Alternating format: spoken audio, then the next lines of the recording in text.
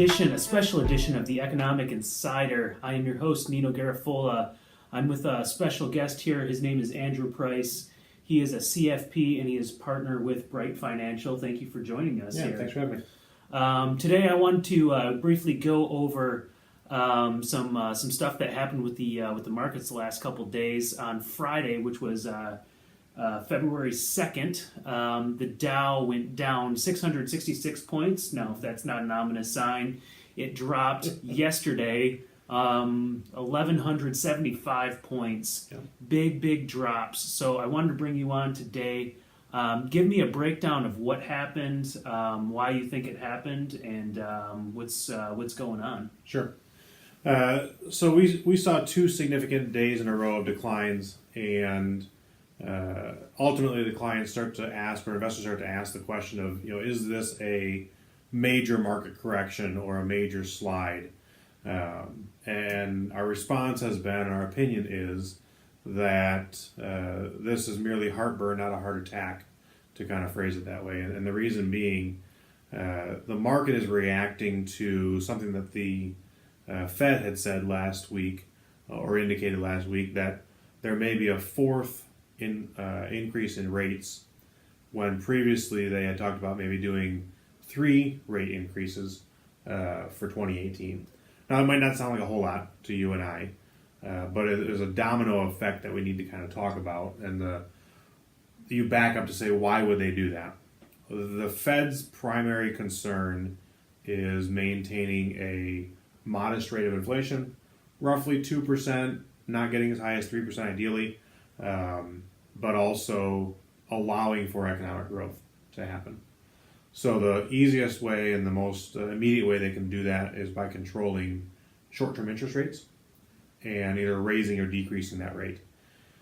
So the reasons that led up to the potential for a fourth increase have primarily been wage inflation. Mm-hmm. Now, you and I might say, well, wage inflation sounds like a good thing. Sure. And I would argue that it is, in moderation. So I'm going to at least cite for a second Walmart, the largest private employer in the nation, with roughly 1 million employees or better, coming out and saying they're going to start their employees at $11 an hour, whereas previously they were at $9 an hour. Sure. Percentage-wise, that's a 22% increase in wages. At some point, you need to account for those wages somewhere. Sure. Walmart will likely do it in pennies and nickels, right? Mm-hmm. So they're not going to go back and raise prices of everything by 22%. Sure.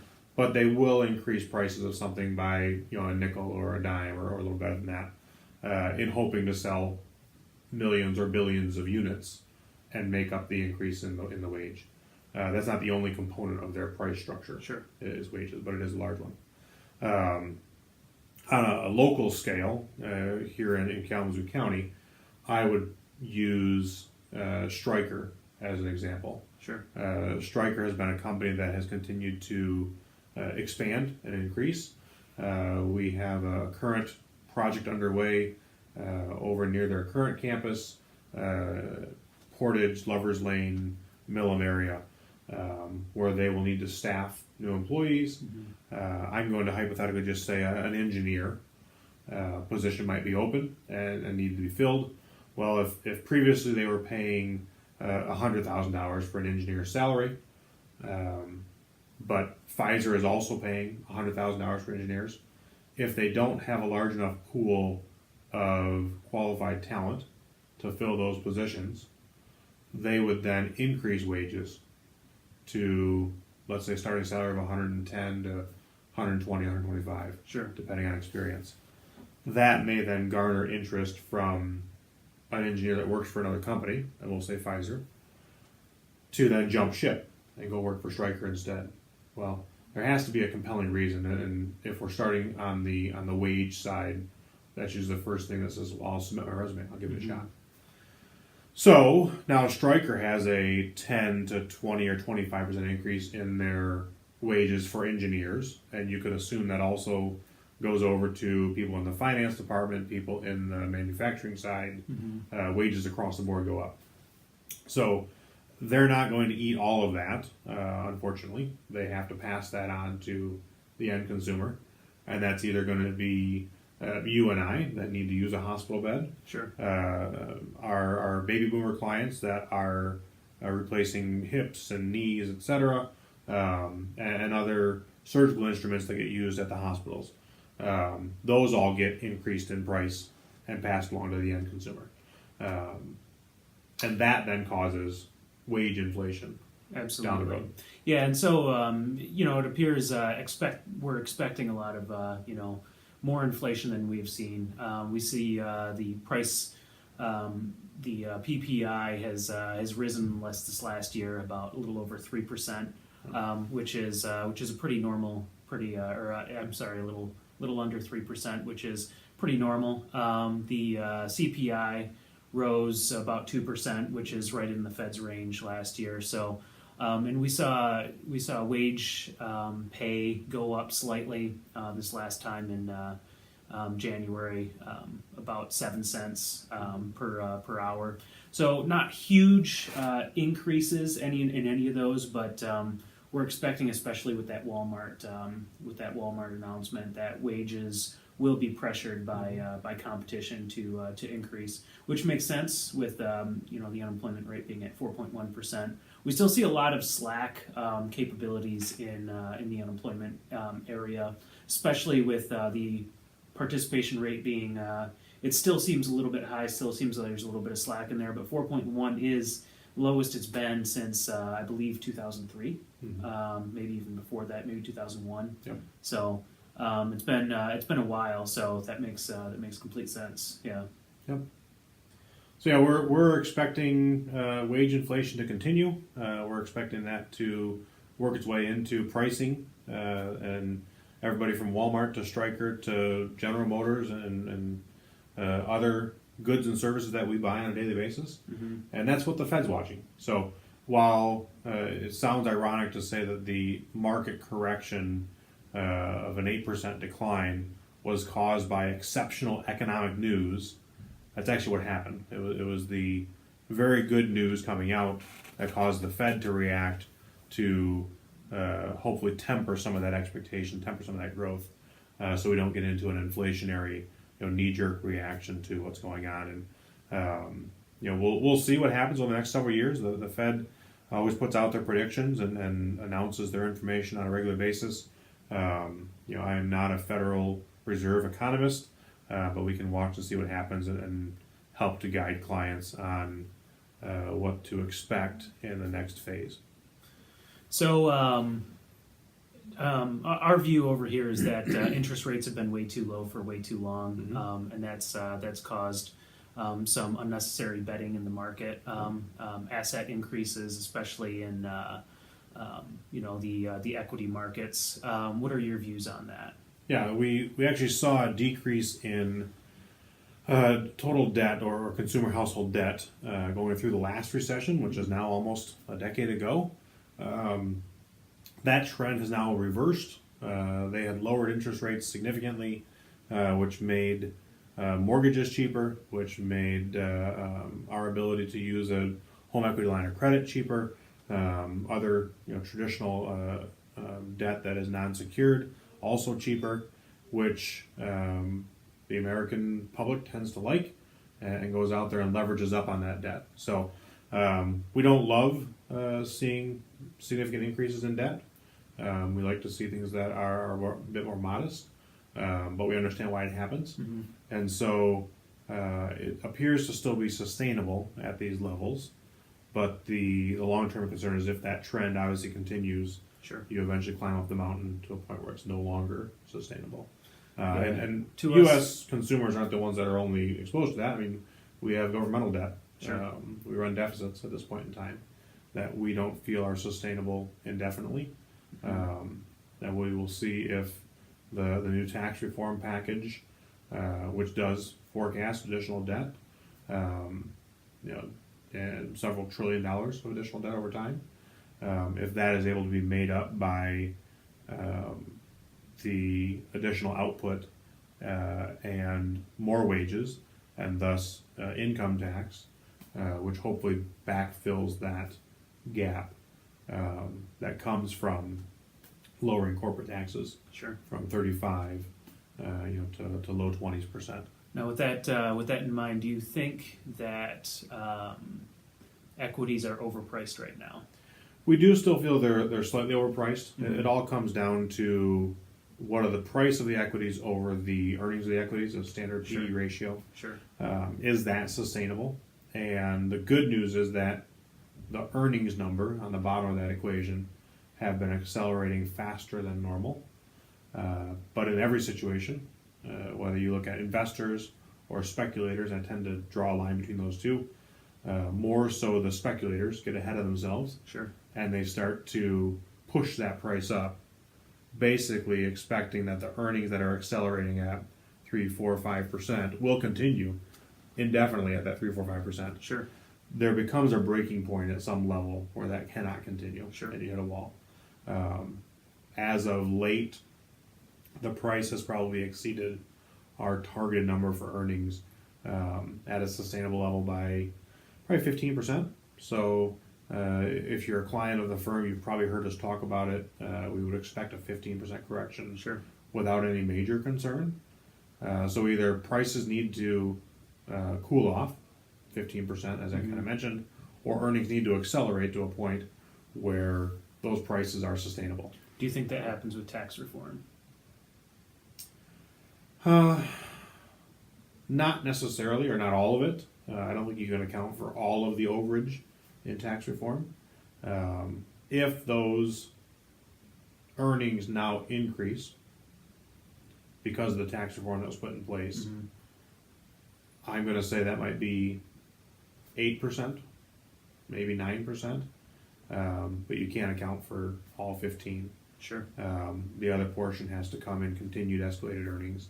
Now the good news was, in the previous year, roughly 3/4 of the companies that reported earnings were exceeding their targets, many of which by significant margins, 5 or 10%. And we're seeing the largest acceleration in some of the technology sector. The names that we recognize are, Sure. the Facebooks, the Amazons, the Netflix, the Google, the Alphabet type companies. Yeah. And they're growing those earnings faster than the average market company. Sure. Now, that was a handful of stocks out of 500 Sure. that might be in the S&P Sure. or reported on the NASDAQ exchange.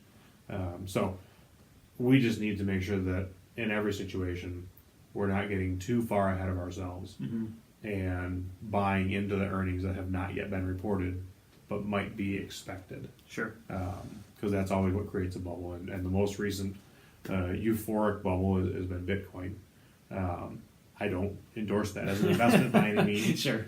but it is one that you and I can quickly see how bubbles get away from themselves. Absolutely. And they went from $1,000 a Bitcoin early in 17 up to nearly 20,000 in late Sure. 2017. Back down yesterday, actually to almost 6,000. So to term it an investment, and it's also been said that it would be a safe haven in market volatility. Sure. The reality was it was down significantly more Sure. than the market itself, not causing any hope or safe haven type Sure. Yeah. feelings, Yeah. and plummeting down to 6,000 per Bitcoin. It's amazing. So I don't have any investment analysis or opinion on Bitcoin other Sure. than that I would say that it is not an investment. It's a speculation. It is a speculation. Absolutely. And if you want to speculate, by all means speculate. There were Sure. gold miners in the 1849 gold rush of California that speculated. Absolutely. Some made money, most did not, as they deployed capital and spent time to go out there and search for gold. Sure. But now you can mine Bitcoin. So, right, you know. Bitcoin is not a lot different than that. Sure. So just to wrap things up, what are your long-term thoughts on the market? Do you have one? Is this a correction? Is it blip? Is it a start of a bear market? I would like to see it be a correction, to be honest with you. I wouldn't think that most clients would love to hear us say we want to see it go down by 10 or 15%. Sure. But I would argue that is a healthy correction. you can't continually march up without any measured offset. And we hadn't seen a 3% correction going back to October 2016. Every month in 2017 was actually positive on the S&P. It's amazing. First time that's ever happened in a calendar year. First time it's ever happened. In a calendar year. Amazing. Yeah. So we are in somewhat unprecedented territory. Sure. And I wouldn't expect that you continue to march forward. We had a 4% month in January alone. Sure. On what? I can't say it was on fundamentals. Sure. That was probably some additional speculation. If it stays at 8% and we got some support at the levels this morning, then it's somewhere between a blip and a correction. Sure. I'm not sure 4 or 5 days makes a correction. Sure. You have to have some prolonged selling. I do not feel that we are part of a bear market at this point in time. Sure. By definition, that needs to be 20% or better. Mm-hmm. And You'd expect some. I would expect some poor economic news or Sure. slowing to happen. Sure. We've seen decent economic news. I mean, the holiday shopping season looked Mm-hmm. decent. Consumer confidence has slid a little bit, which kind of put us a little bit on edge. But overall, it's still higher than its average, which is about 89% since Mm-hmm. the mid 70s. So we still see consumer confidence being high, even though you had that 6.6% slide. And the housing market looks decent. But nothing exorbitant. And just from looking at the fundamentals, I would say it wouldn't surprise me to see a correction too. Everything looks solid. Nothing last year told me that we should have seen 12 straight months of increases. No. But the fundamentals look solid to me. So nothing is on our radar saying that we're going to be hitting a recession. So that would validate what you're saying. Mm-hmm. Any other thoughts that you have to wrap up? No, at this point in time, we're just encouraging clients to stay the course. Sure. Knee-jerk reactions tend to impede performance Mm-hmm. much more than help. The main reason is if, for example, overnight you saw the Asian markets and the European markets starting to decline, and you immediately threw in a sell order. I'm going to use an exaggerated example. All of your stocks Sure. at the open. Because there's no price until 9:30, you have to start to get to a point where buyers step in. Well, if prices keep going down and you've got a market order, that could be down 3, 5, 10% before somebody says, yes, I'll buy that company. So in that scenario, we would expect things to be better if you were to just kind of hold tight. By 12 o'clock today, things were positive again. And it's kind of hovering in that positive negative territory, basically meaning we're having support at current levels. But I would think that just staying in a balanced allocation, what we're telling our clients is to hold tight. We haven't given back too much. This is well within the realm of normal, and it's actually investor psychology that hurts more, trying to time those ups and those downs. Absolutely. More so than riding through a volatile period. Absolutely. Well, thank you very much. That's going to wrap up the economic huddle for this day. Much appreciated for Andrew Price for coming on. Anytime. For Andrew Price, I'm Nino Garafola. Thanks for tuning in. Thank you.